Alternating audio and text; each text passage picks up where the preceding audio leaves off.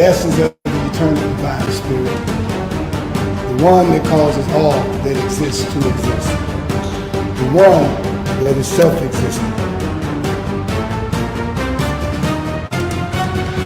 How many men have children and the children never meet their father?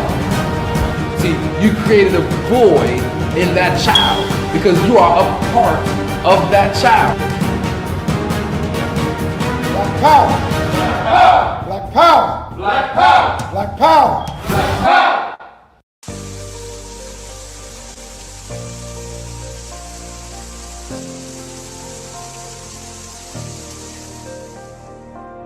Are you feeling fatigued and can barely make it through the day without some type of caffeine? Are you on a journey of healing your body but need a little help? Then alkaline water is what you really need. Alkaline water has many benefits. Alkaline water can help restore pH balance in the body. Consuming beverages such as soda and coffee can make your body acidic. Did you know that too much acid in your body has been linked to an anemia, heart disease, obesity, diabetes, autoimmune disease, chronic pain, and other chronic conditions like gout and arthritis? Those who use alkaline water have reported increased energy levels, clearer skin, reduction in inflammation, better digestion, and many other health benefits. I've used alkaline water for years, and it's been instrumental in sustaining my health when I was diagnosed with sarcoidosis. Are you ready to take responsibility for your body's health? If the answer is yes, then our alkaline water is just what you need. Bring your own bottles. It's only $3 for each gallon. To place an order or for more information, you can reach us at 773-846-3091. Thank you in advance for your support.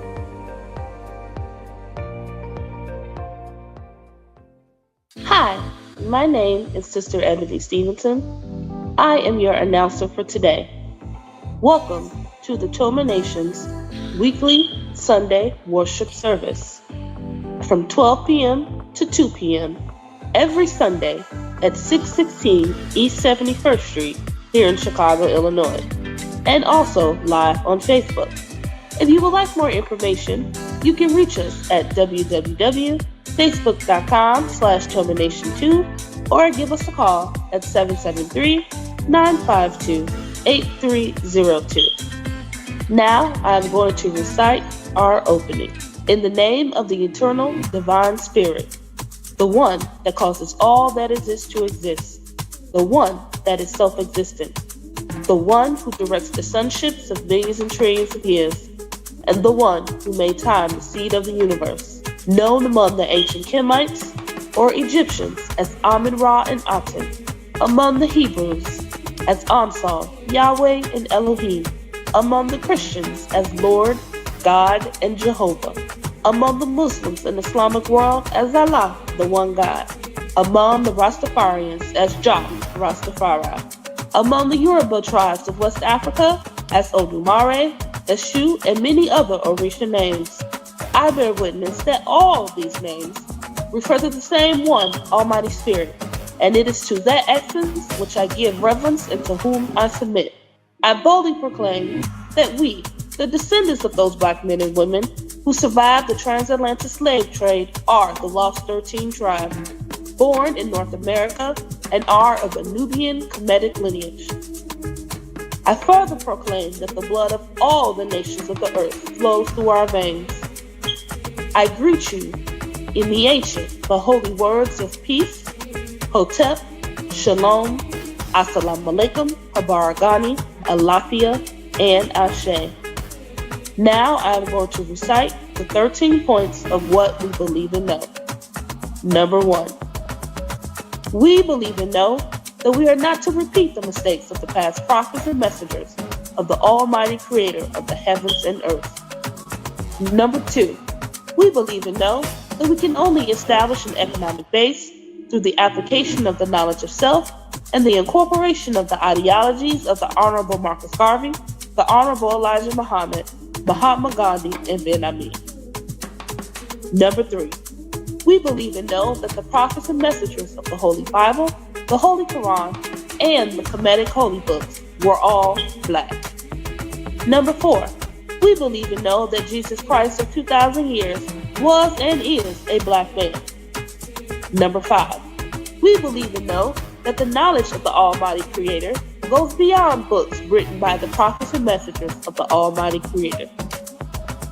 Number 6, we believe and know that in order to promote and coordinate unity, we must first recognize and accept the uniqueness of being able to worship our Creator, regardless of religious denomination, name, title, ritual, particular dress, or holy book, as long as it recognizes the Almighty Creator of the heavens, earth, and the universe as supreme.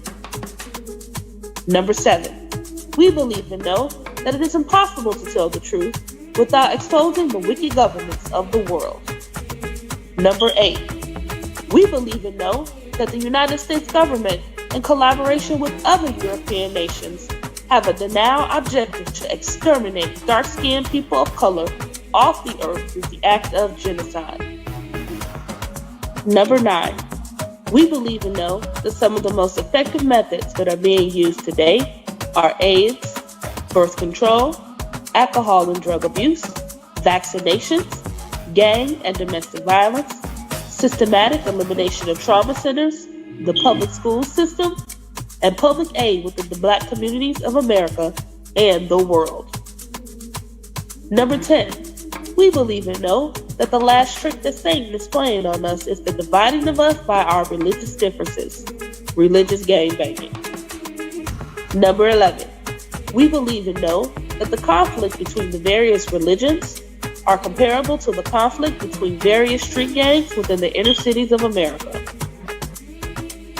Number 12, we believe and know that the war on drugs and gangs is a diabolical plot to disarm the black community of weapons, break up the black family, withdraw our constitutional rights, also kill and incarcerate young black males under the undercover code name Able 2029.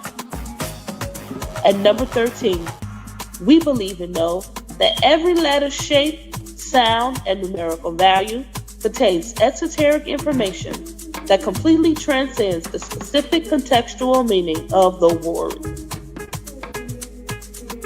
Our purpose: to bring about the growth of a righteous community in accordance with the laws of the Creator of the universe, under the leadership and guidance of Brother Minister Raheem Quasad Oxen, to provide solutions to the social and economic ills that plague the communities of urban America.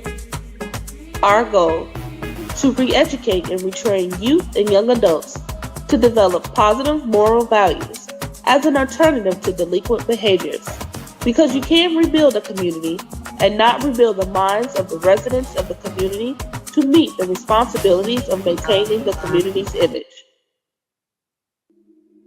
Our mission: to enhance the economic development of our communities by establishing businesses, real and personal properties, thereby creating jobs and/or entrepreneurship training programs that will reverse the concept of leaving the community to buying back the community. Our motto: let your light so shine before men that they shall see your good works and glorify your Father which is in heaven. Matthew 5:16. Now we're going to recite our salute to the red, black, and green flag. Everyone put your right fist in the air and repeat after me. Here's to this flag of mine, the red, black, and green. Hopes in its future bright, Africa has seen. Here's to the red of it, great nations shall know of it. In time to come, red blood shall flow of it. Historians shall write of it, this flag of mine. Here's to the black of it, 400 million's back of it, whose destiny depends on it. The red, black, and green of it, oh flag of mine. Here's to the green of it, young men and women shall dream of it, face shots and shells for it, maidens shall sing of it, waving so high. Here's to the whole of it, colors bright and pole of it, pleased is my soul with it, regardless of what is told of it. Thanks to God for giving him this great flag of mine. Please keep your right fist raised high in the air as we sing our Black National Anthem.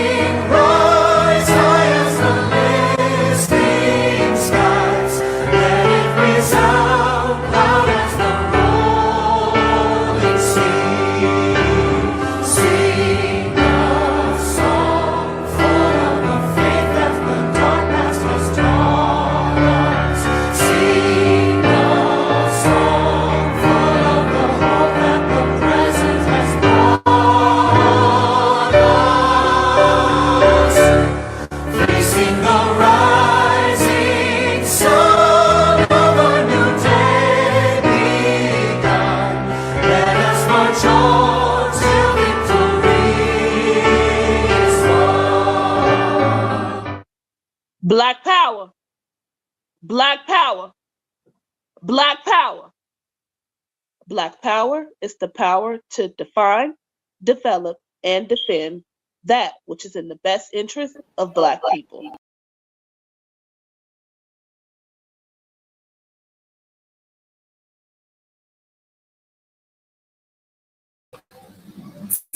Greetings, brothers and sisters. I am your lecturer for joining us for our weekly Sunday worship service. That's Welcome to Toma Nation's weekly Sunday worship service. We are located at 638 West Marquette here in Chicago, Illinois. Come and be fed by God's messengers. If you would like more information about how to join us live, or if you would like more information about how you can become a member of the Toma Nation, please feel free to reach out to us at 773-846-3091. Last week, I gave a lecture on Black women. We have an assignment, and it was talking about Black History Month, and not Black History Month. It was talking about Women's History Month, which was for the month of March, and we also discussed International Women's Day, and we kind of talked about what International Women's Day was. We talked about kind of like the things of International Women's Day, like when it was founded and all of those things. And then we started to get into a conversation about Black women.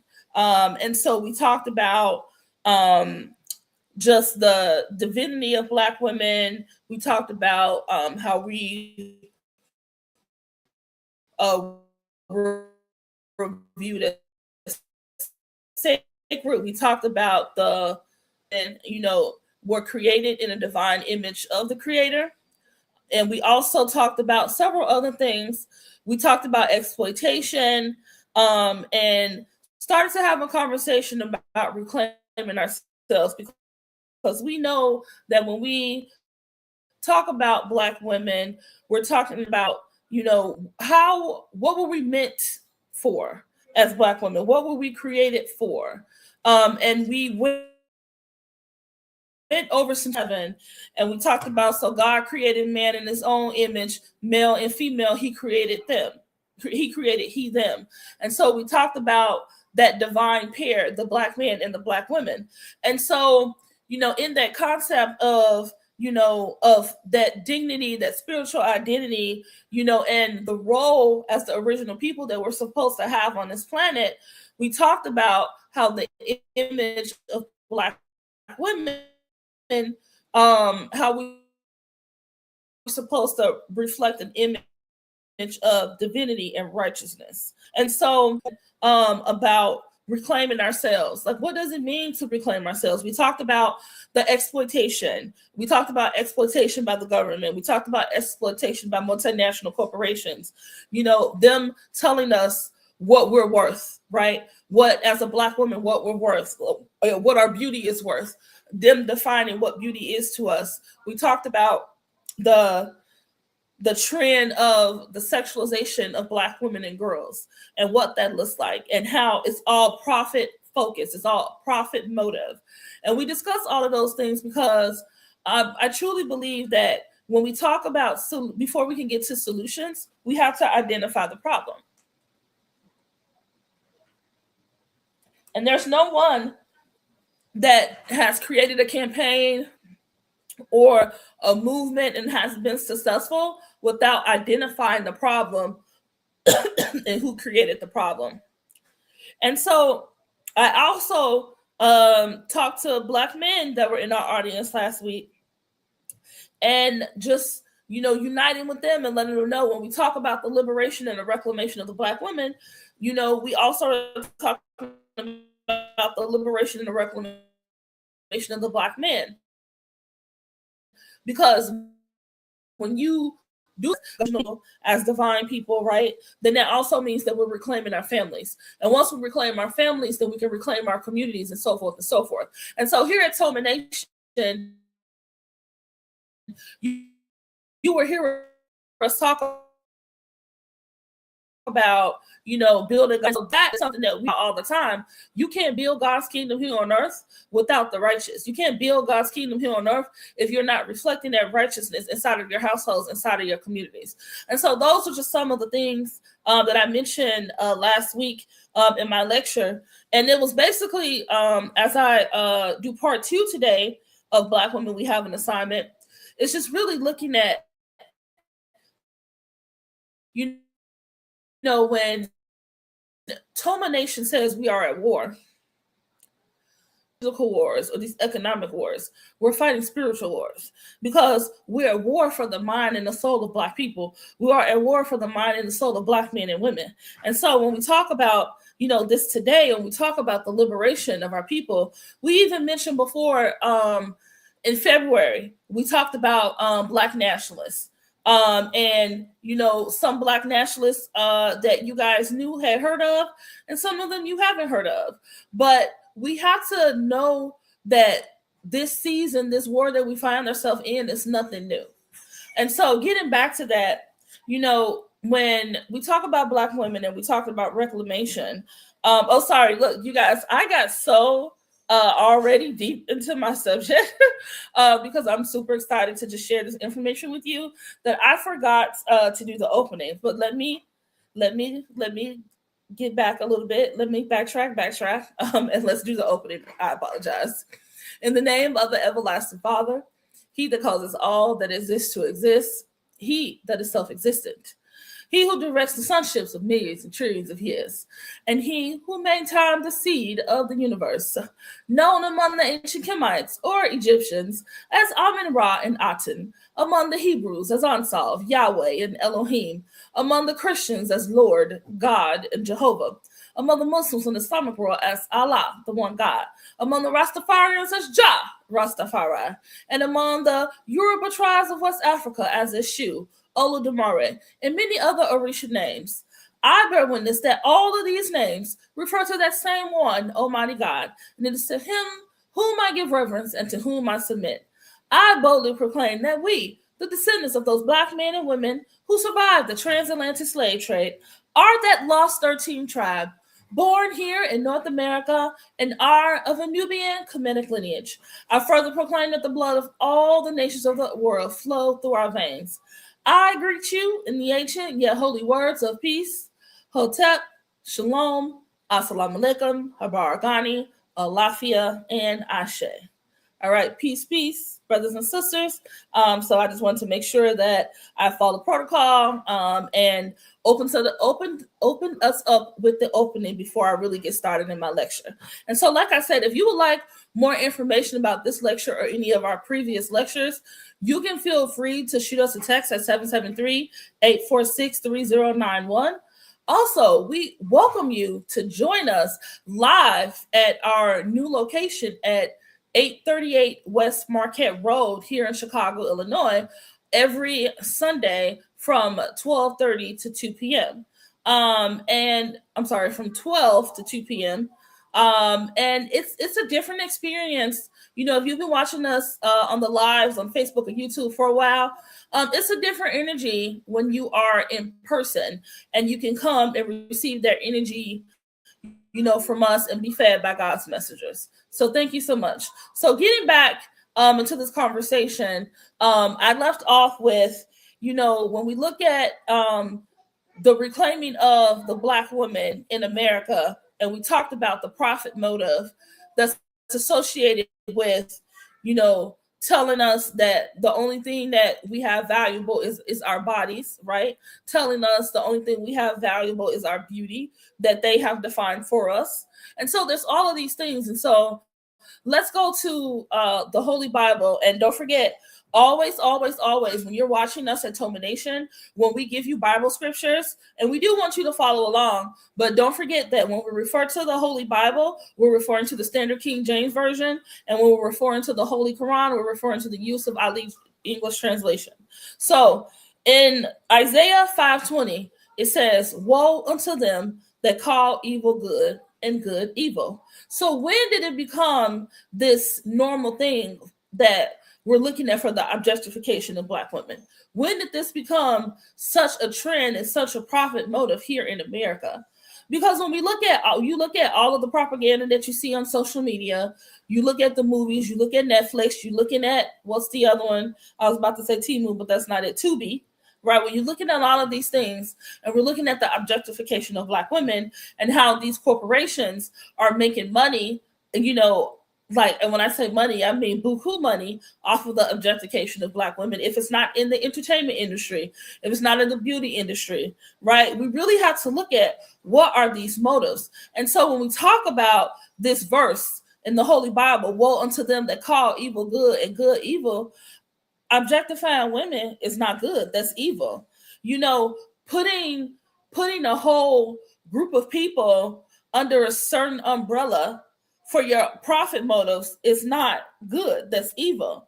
And so this verse warns about societies that invert moral truth, the government, the multinational corporations that invert moral truth, where destructive behavior is celebrated and righteousness is mocked. And so when we talk about this reclamation of Black women, and we talk about reclaiming ourselves, reclaiming our divine identity, empowering ourselves and getting back to our original minds, this concept of being in America where destructive behavior is celebrated, where wrongdoing is celebrated and righteousness is mocked, we got to separate ourselves from that. Our minister has been talking about this notion, come out of her for years and years. He's talking about come out of her diet, come out of her thinking.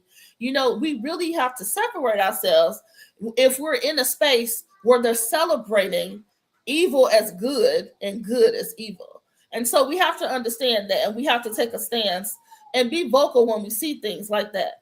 And so when we get into talking about, you know, Black women, and since we arrived on these shores during and I'm not talking about the notion of us being here pre-transatlantic slave trade. I'm talking about when a lot of our ancestors arrived here during the transatlantic slave trades, and how during that time and slavery and onward, how Black women had to step in a different role that they didn't have before they came here. And understanding that role that was set up for us, that was set up for our ancestors as Black women, that was by design. That's why when you look at enslaved people and you look at, I mentioned this before, when you look at how they tracked the lineage, the genealogy of enslaved people, the enslaved children were always associated with the maternal brand. I believe it was Black History Month, when we talked about how America viewed us as property and how we were bought and sold as property. And so just like, let's say you like shoes and you're like, hey, I love shoes. Those of you who are in the sneaker trades and like how y'all trade the sneakers and, you know, make profit and all those other things. So let's say you bought a pair of sneakers and you were just looking at how you were going to build this wealth from these sneakers. So you would bought the popular pair of sneakers that you know you can resell, and you would keep doing that and keep doing that and keep doing that until you had a whole list of all the sneakers that you had bought and what you sold them for, right? And then should you go back and get more of those and sell more, or should you get a different one and all these other things? It's just like products. And so this is how they did us.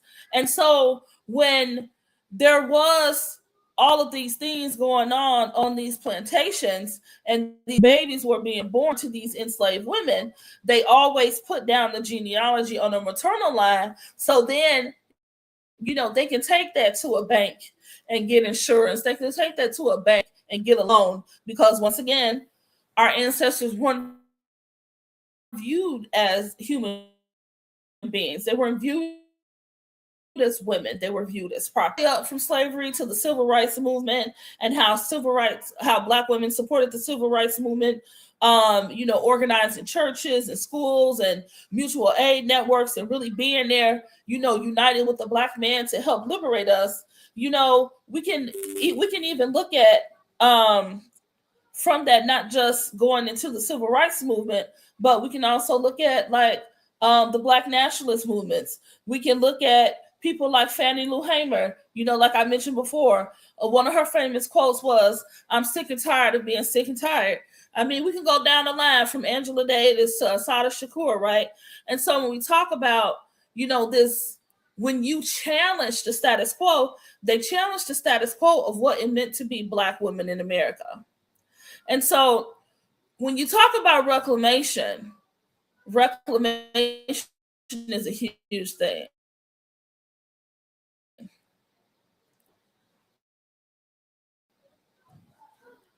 And it's around talking about a divine person, a divine human, of what we were really created for, and why that divinity was so important for our original assignment of being the vicegerents here on earth.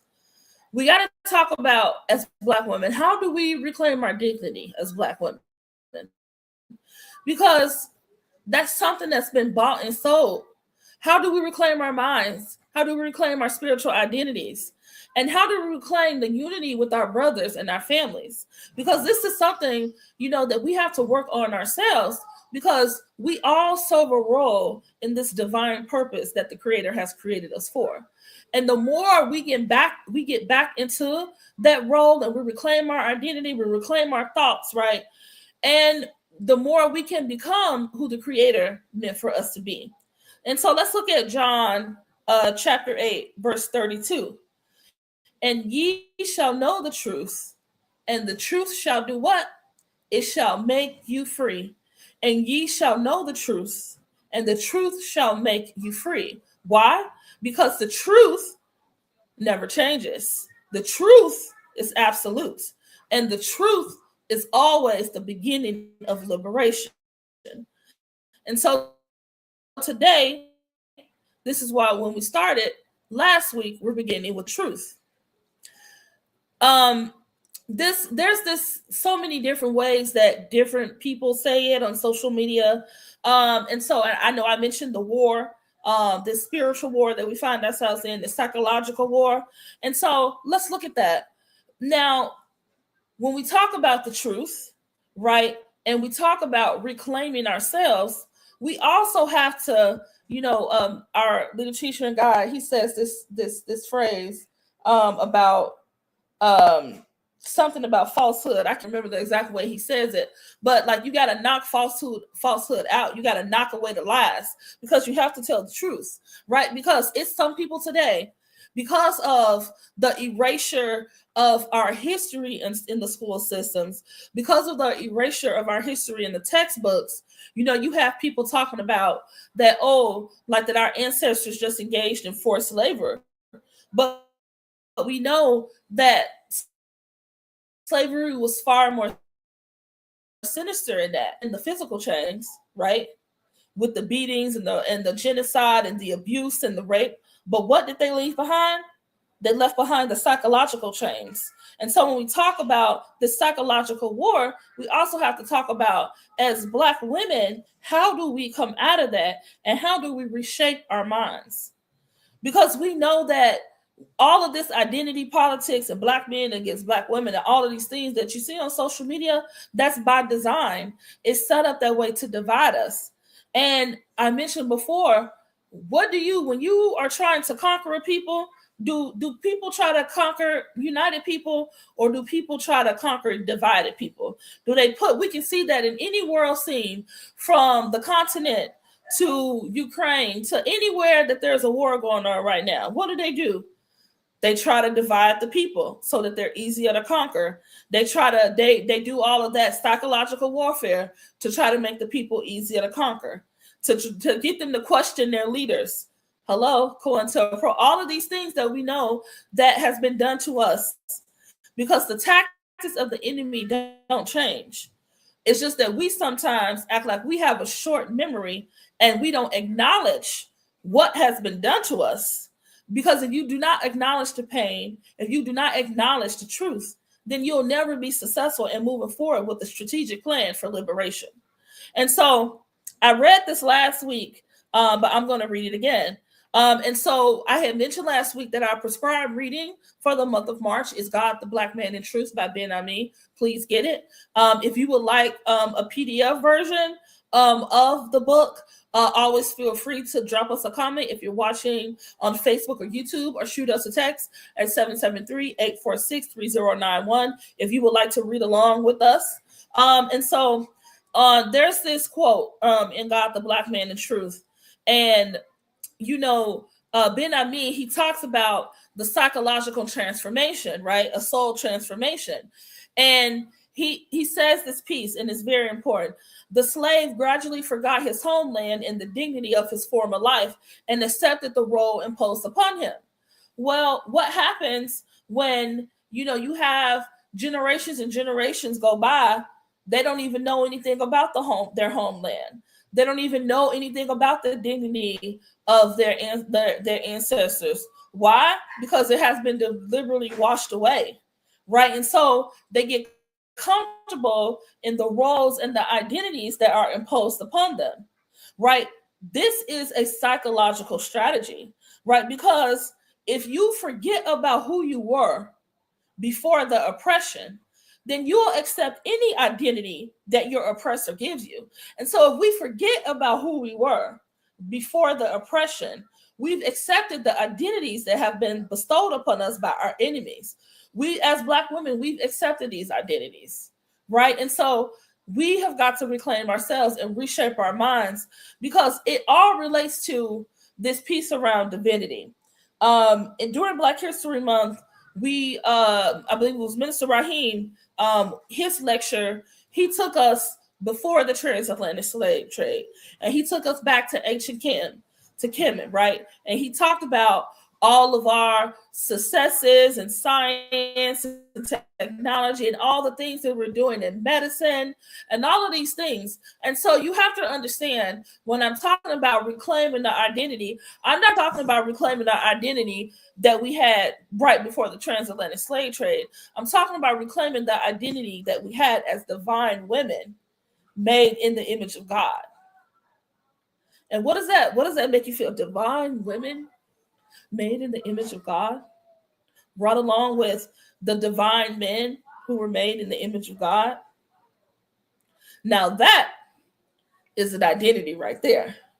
That is an identity that goes beyond anything anybody else have said. That goes beyond the, oh, our people were kings and queens and we were royalty. Regular royalty is nothing. Regular kings and queens is nothing compared to divine royalty, compared to being the vicegerents of this planet, compared to our original assignments, compared to the assignment that is still out there waiting for us to grab onto it, waiting for us to reclaim our divine identities. The world is waiting for that. The beings that protect us are waiting for that. They're waiting for us to come into our own and reclaim those identities. You have to look at Yeshua. And he was, when Yeshua was born, and he was teaching the people, he was teaching the oppressed people who were oppressed by the Romans to reclaim their identity. And what that looked like, he was teaching them whose they were. Who did they belong to? He was teaching them how to overcome, that you didn't have to depend on the church. You didn't have to do the rituals that they were doing. You didn't have to do any of those things, because with your divine identity came a connection to what? The divine energy, divine source, whether you call it God, the creator, the great mind, Allah, the Elohim, whatever you're naming, whenever you're naming it, that Yeshua showed you that you had the direct connection. And so we have to reclaim that connection. And so when we talk about us as women and the role that we had here, as so many things are going on around us, we really have to look at how do we attack these psychological strategies? How do we do it at home? Because it's easy. It's so easy to get caught up strolling social media, looking at what's happening on the news, looking at what's happening in our communities. It's easy to get caught up in that identity that was made for us. And so in Deuteronomy chapter 14, verse 1, it says, ye are the children of the Lord your God. And this is how we talk about, when I talk about the divine identity, because it begins with what? With what kind of creation? A divine creation. So if we are the children of God, then we carry inherently a dignity and a purpose. And that's that piece around the truth, that the divine truth can restore it. Let's look at the Holy Quran. Let's look at Surah 2, Ayah 31. And Allah taught Adam the name of all things, because this highlights something very powerful. You weren't created by accident. The Creator created us for a purpose. And when it talks about how the Creator taught Adam the name of all things, how powerful is that? How powerful was the assignment that was bestowed upon him? How powerful was the assignment that was bestowed upon his wife? Because we were created with knowledge and consciousness. It's like, don't let them fool you. I was looking at this thing the other day, and it was talking about I forgot what the scientist's name is, but it was talking about evolution. And it was talking about, the percentage of people who had Neanderthal DNA and the percentage of people who didn't have Neanderthal DNA. You have to understand, we never had Neanderthal DNA. That wasn't our identity. When we were made, when the Creator brought us into existence, we were created with knowledge and consciousness.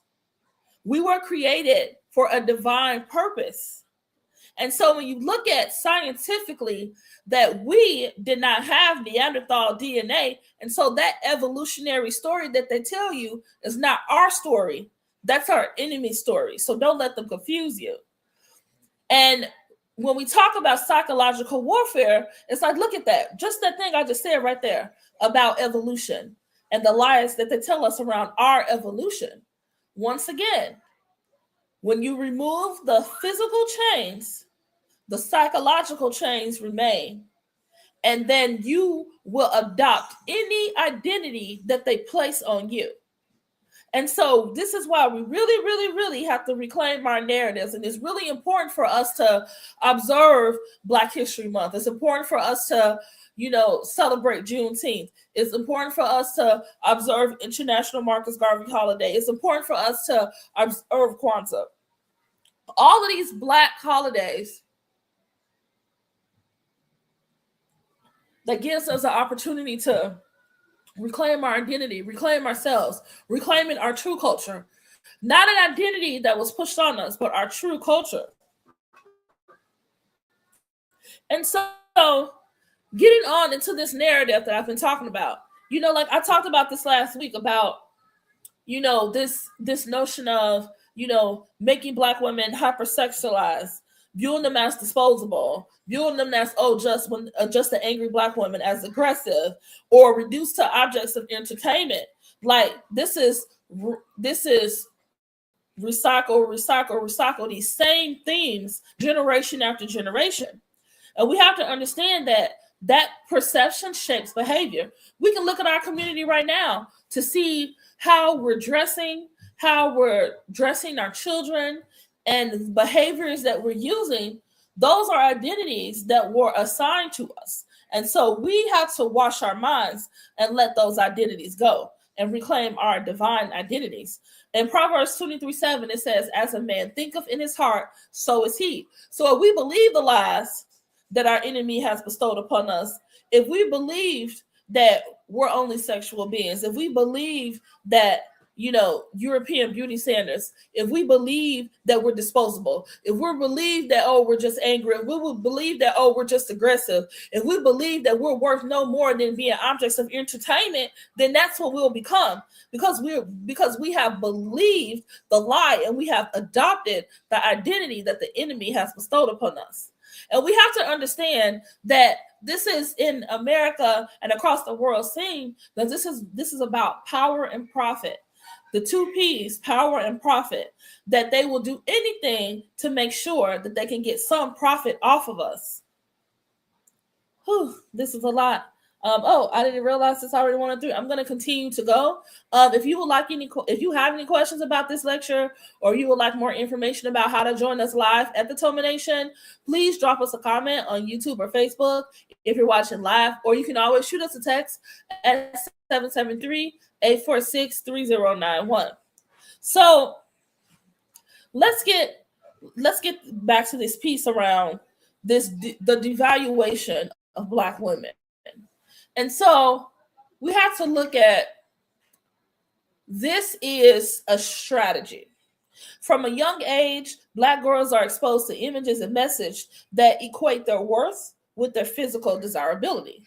Music videos, advertising campaigns, social media, they're all reinforcing the same image, that our value is what men desire. That's the only value that we have, what men desire. Our value is what corporations can sell. Our value is what audiences consume, so that we're made for consumption, that Black women are made to be consumed. And that is all a contradiction to our true self. That is a contradiction to our true purpose. In 1 Corinthians chapter 3, verse 16, it reads, know ye not that ye are the temple of God? Know ye not that ye are the temple of God? Like, we were made for a reason. And I said this before, like, sometimes with all of the trauma and the intergenerational trauma and the things that we've seen and the things as Black women that we've experienced, you've got to know that you are not a mistake. You are not an accident. You're here for a reason. You're here for a purpose. The Creator made you for a divine purpose. And it's up to you. It's like we're living in a real live adaptation of a live action, science fiction or anime movie. And you have to look at it as you are the main character of your own story. And so if you're the main character of your own story, then you have a responsibility to take control of your life and look at, how can you reclaim your divine identity? How can you reclaim your divine self? And how can you push that energy into your own households to show your family how to do the same thing, to show your community how to do the same thing. Because our minister says you got to be a scientist in your own laboratory. So if you're the main character of your story and you're a scientist in your own laboratory, then you need to look out the tools that you need in order to fulfill your purpose, in order to fulfill your divine identity.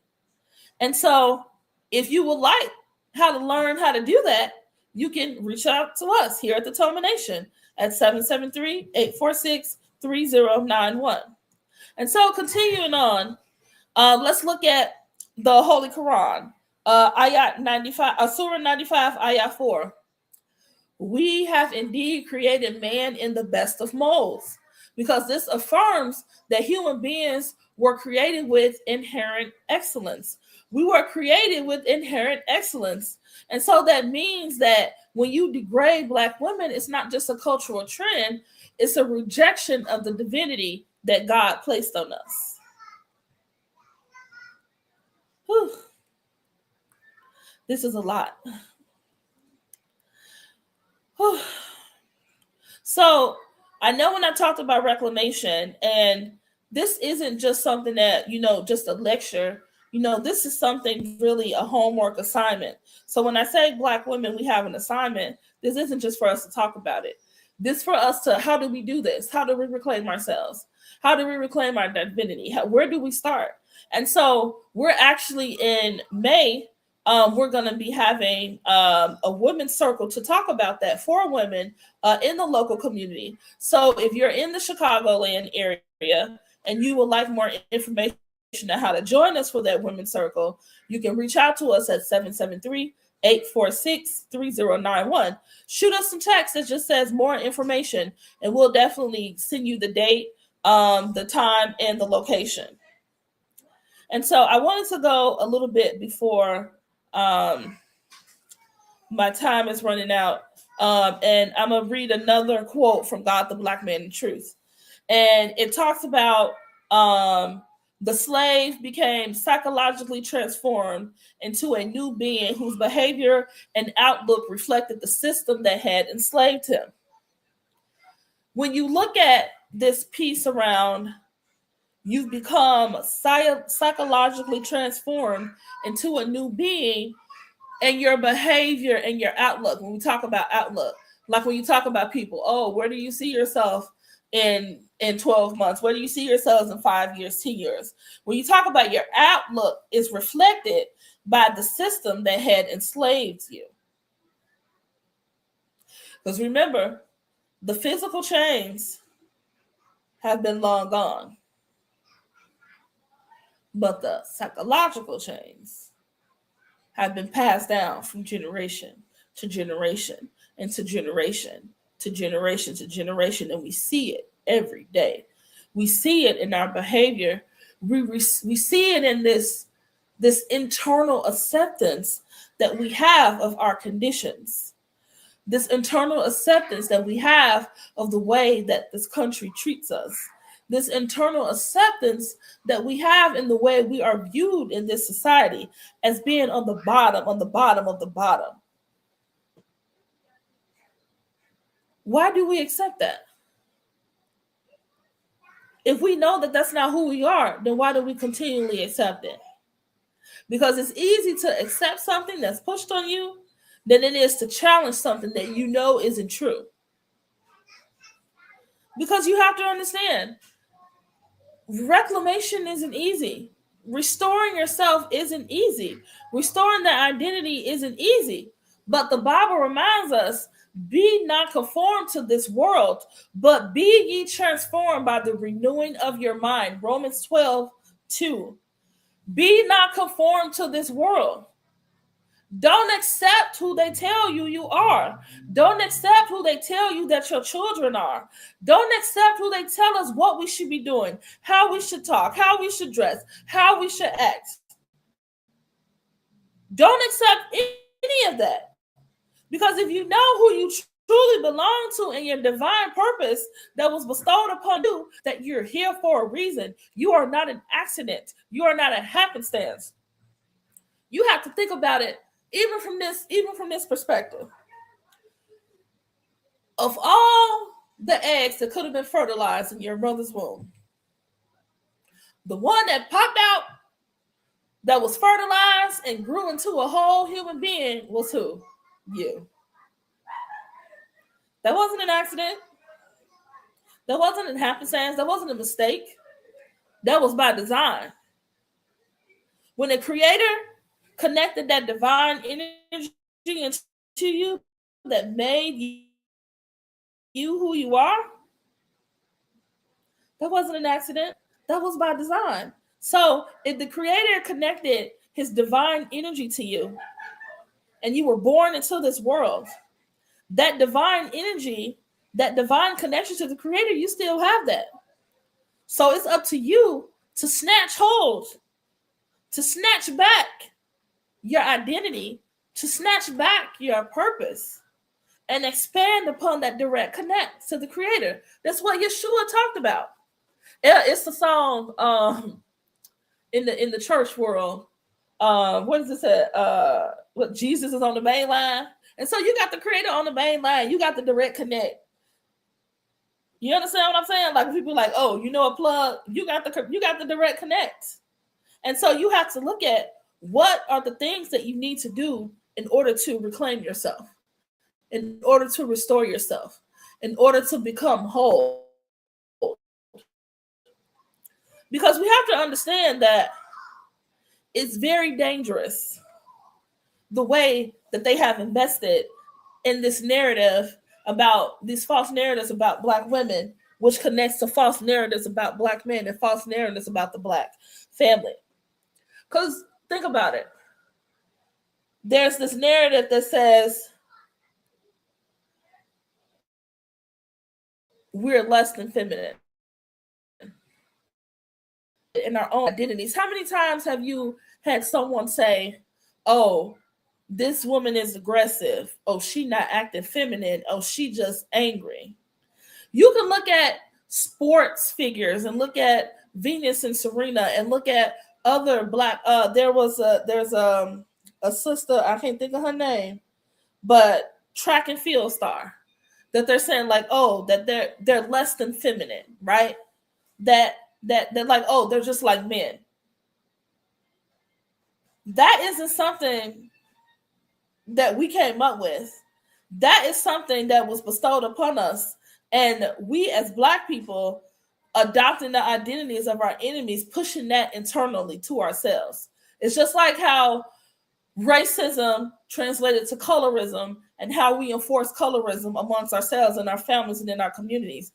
Us adopting the mind of our enemy and then using those tactics internally, those tactics against ourselves.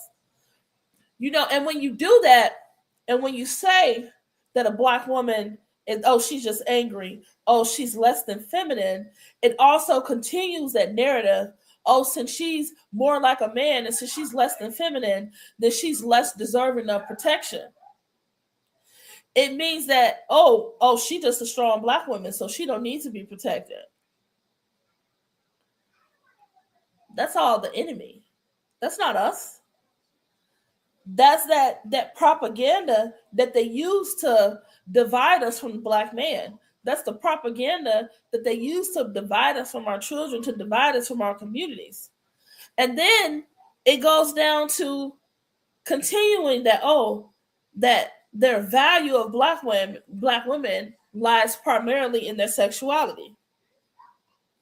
Those lies, these narratives did not develop naturally.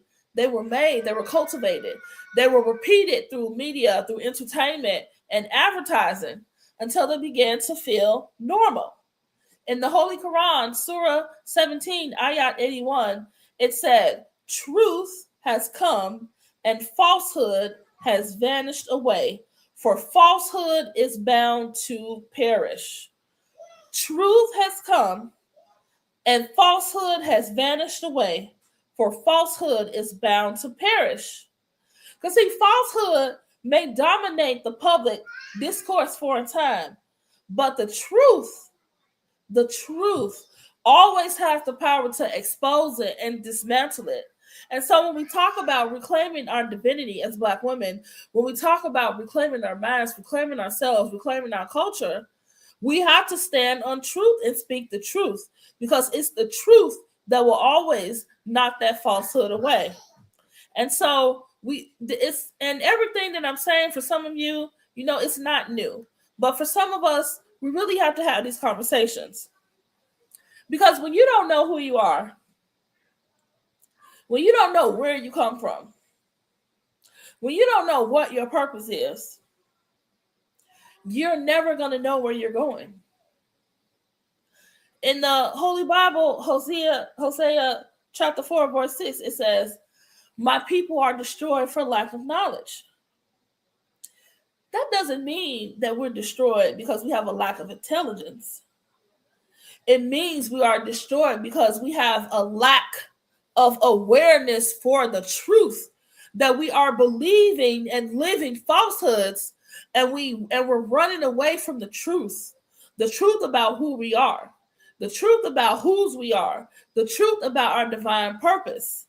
In the Holy Quran, in Surah 39, verse 9, it says, "Say, are those equal, those who know and those who do not know?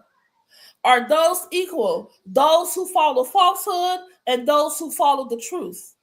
Are they equal? Indeed, they are not." And so getting into, I know that my time is approaching, but this lecture was a really long lecture. If you would like more information about this lecture or the part 1 of my lecture from last week or any of our previous lectures, drop us a comment if you're watching on Facebook or YouTube, or shoot us a text at 773-846-3091. Now let's talk about, when we talk about reclaiming our identity, we also have to address trauma. And I'm not going to get into that in this lecture, but like I said, we will be doing a women's circle in the month of May, and we'll be discussing trauma. So if you would like more information about how you can come out and join the women's circle, how you can bring your daughters, how you can bring your mom or your sisters or your friends, you can shoot us a text at 773-846-3091. Or if you are watching on Facebook and YouTube, you can drop us a comment. And so in this conversation of talking about Black women, my conversation was a little bit different because I didn't play Black identity politics in my lecture. When I talked about Black women, I also talked about Black men. Because when we talk about reclaiming our identity, we have a dual assignment. And so the thing is, for you to be able to reclaim that identity, for you to be able to step into the knowledge, to step into the energy of who you really are,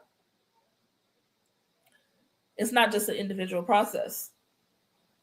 It's also a communal process.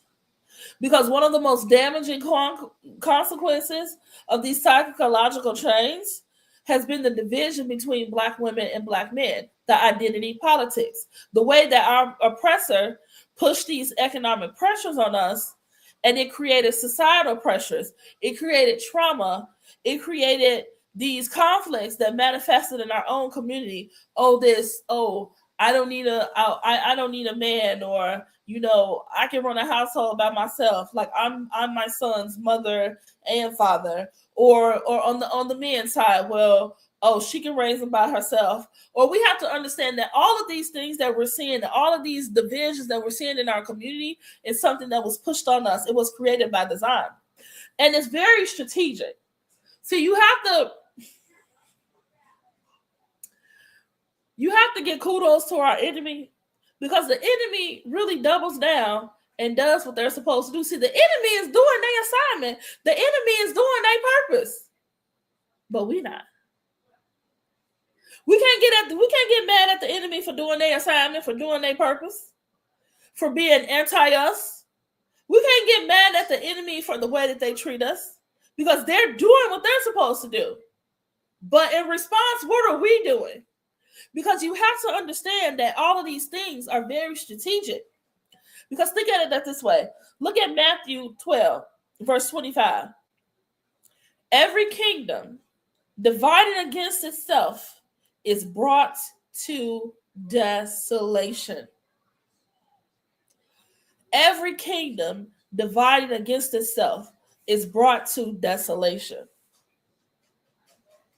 Let's look at a microcosm of the macrocosm. So in the Holy Bible, it says every kingdom divided against itself is brought to desolation. Let's bring that down to the microcosm, as our minister would say. In your households, you're divided against yourselves. Being divided in your own household brings the household to what? Desolation.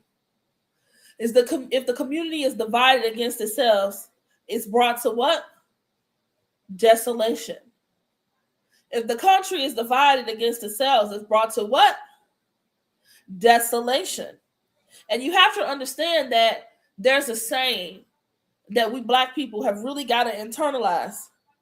You can't fight a war inside and outside at the same time. If you're at war with yourself and who you really are as God's chosen people, how are you going to win a war? If you are at war with who we are supposed to be in our communities and how we're supposed to be supporting each other and how we're supposed to be taking control of our communities and not dependent on someone else who doesn't look like us to come and parachute in with a big grant or something to save us. If you're fighting a war internally and externally at the same time, you will lose, and your kingdom will be brought to what? Brought to what? Desolation. Now you see how I broke that down for you? Because division weakens.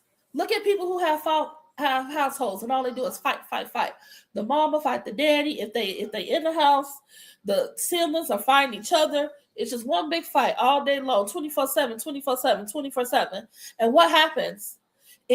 When you have, situations like that, it weakens the family. You can't trust each other. You can't accomplish anything together because that fighting all the time weakens you. But what strengthens you? Unity.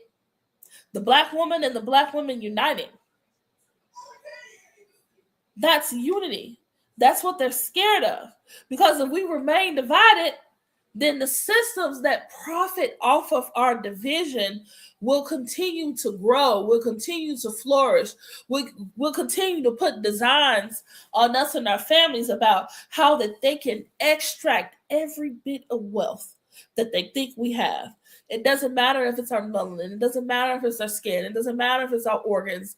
It doesn't matter if it's our bodies being sold. It doesn't matter of us being pushed into the prison industrial complex as slave labor. It doesn't matter as long as these corporations and as long as America can extract some tiny bits of wealth from us, that's what they will do. And so in the Holy Quran, Surah 3, Ayah 103, it says, and hold fast all together to the rope of Allah and be not divided. Because see, we have some misconceptions when we talk about unity. Does unity mean we all have the same mind? Does unity mean we agree on everything? Does unity mean we dress the same, eat the same, talk the same? No. Does unity mean ignoring the pain and trauma that exists within our communities? Not at all. We have to address the pain and trauma honestly so that we can work together collectively for healing. Because you can't reclaim yourself. You can't reclaim your identity as a divine woman. You can't reclaim your identity as a divine man. You can't reclaim your identity as a divine family until you address the pain and honestly work together towards healing. Because strong families are the foundation of strong communities. And so when we talk about this diabolical objective to exterminate Black people exterminate people of color off the earth through genocide, when we talk about the war on drugs, the prison system, and all of these things, all of these strategies and tactics that have been pushed on us to destroy families. Why? because strong families are the foundation of strong communities. Strong Black men and women are the foundation of strong households, and strong households and strong families are the foundation of strong communities. But our family structures have been targeted. Why? Because they want to destabilize our communities. Economic pressures, mass incarceration, Section 8, all of these things have been put on us to strain our family structures. See, we only see the benefits to things, but we don't see the overarching theme of why stuff was put in front of us. But despite all of these challenges, we still have the opportunity to reclaim our divine identities. Let's look at 1 Timothy chapter 5, verse 8. But if any provide not for his own, he hath denied the faith. Family responsibility. But if any provide not for his own, he hath denied the faith. This scripture is highlighting the moral responsibility that you have towards your family. And this isn't don't get into identity politics, because I know how we think. They'll be like, I know us. You'll have somebody be like, you ain't providing for this household, so you denying the faith. This isn't a Black man thing. This is a Black man and a Black woman thing. This is a Black unit, a Black family thing. But if any provide not for his own, he hath denied the faith. Let's look at Holy Quran. Let's look at Surah 9, Ayat 71. The believers, men and women, are protectors of who? One another. And so when we talk about Black women, we have an assignment. We need to reclaim our identities. We need to reclaim our divinity. We need to find out what our purpose is, what our purposes are. That if we're the main character of our own stories, if we're the scientists in our own laboratories, then that also says we must be protectors of one another. That protection does not just fall on the Black man. The protection also falls along the Black woman. Now, it may be a different kind of protection, but we are protectors of one another. That is so powerful. That we're not supposed to be adversaries. We're not supposed to be competitors. We're supposed to be protectors of one another. Because when we embrace that divinity, when we embrace that mutual responsibility, then we can start to talk about healing. We will never get in the phase of healing if we do not address these issues. And so I'm going to read a couple more scriptures that I'm going to get ready to close out. It's 1:30 and I still have so much more to say, but I was so glad to do this lecture for you guys. I feel like as we see the things going on the world scene with the war and the regime we fall under, and people are going crazy, people are worried, people are scared, the thing that sets us apart, you will know the righteous by the way that they move. You will know the righteous because while everything around them is on fire, they will move in peace. They will move on one accord. They will move a certain way that when everybody is running towards something, they are going the opposite way. And you have to pay attention to that, especially in these times that we find ourselves in. But you can't let what you see destroy you. Because America is following a pattern that America is supposed to follow according to Revelation. Nobody can stop that. Nobody can stop that from happening. But what you can do is to go internal to think about, what trauma am I holding? What's the work that I can do to deal with this trauma? What is my divine identity? What was the reason that the Creator created me for? What is my divine purpose? How do I get into that? How do I walk into that?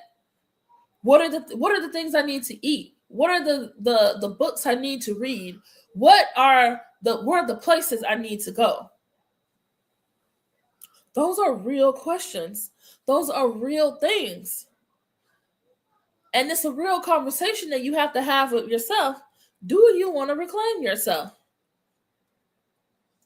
Let's look at the Holy Quran, Surah 49, Ayat 13. Indeed, the most honored of you in the sight of Allah is the most righteous. The most honored of you on the side of God is the most righteous. True honor comes from righteousness. It's not from wealth. It's not from appearance. It's not from social status. It's from righteousness. It's from integrity. It's from living in alignment with the divine principles that the Creator left for us to follow.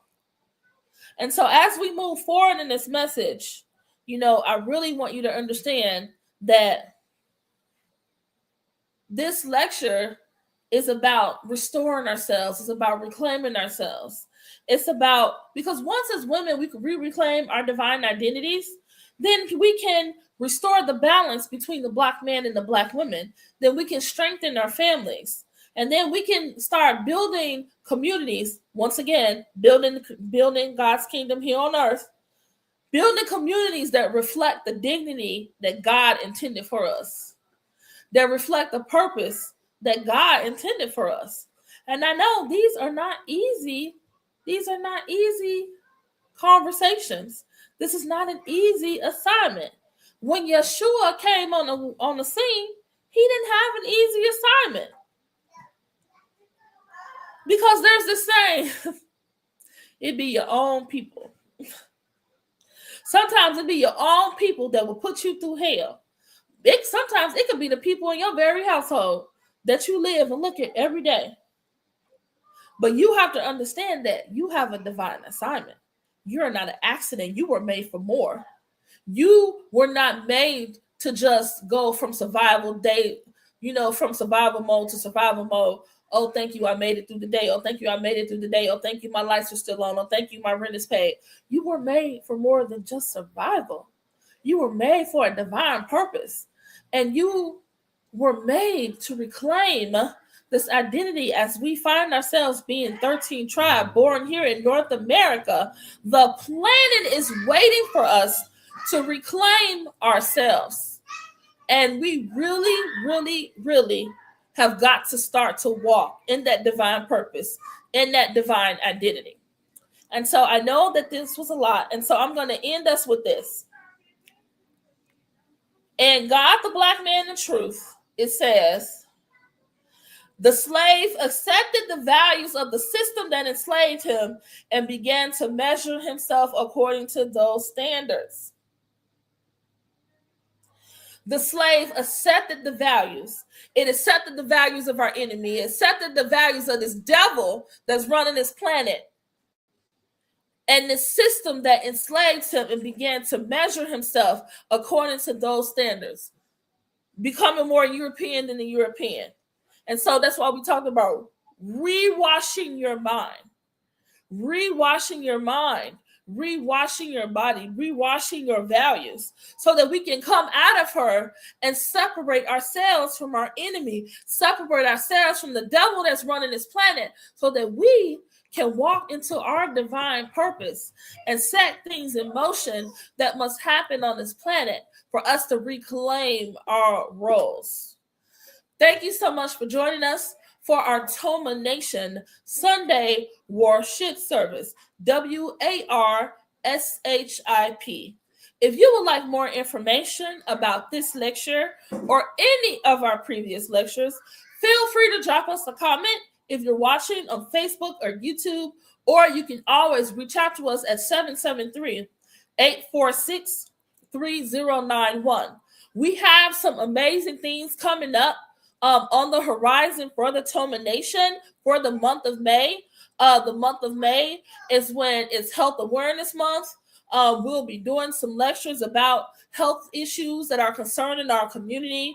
We'll be having some movie nights to have these movies that really make you think and have discussions about what we think about it and what's going on in our communities.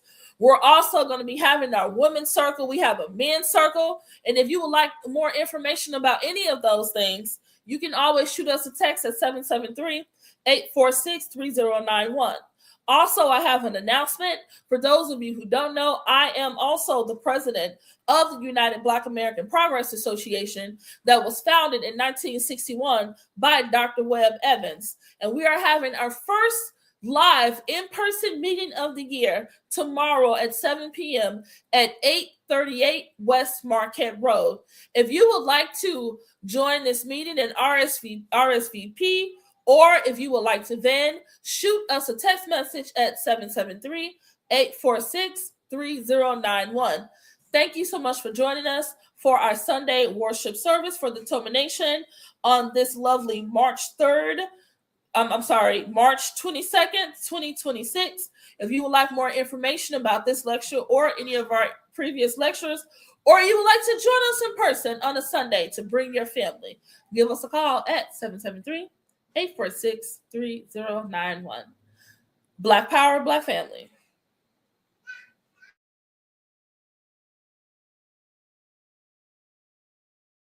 Worship service.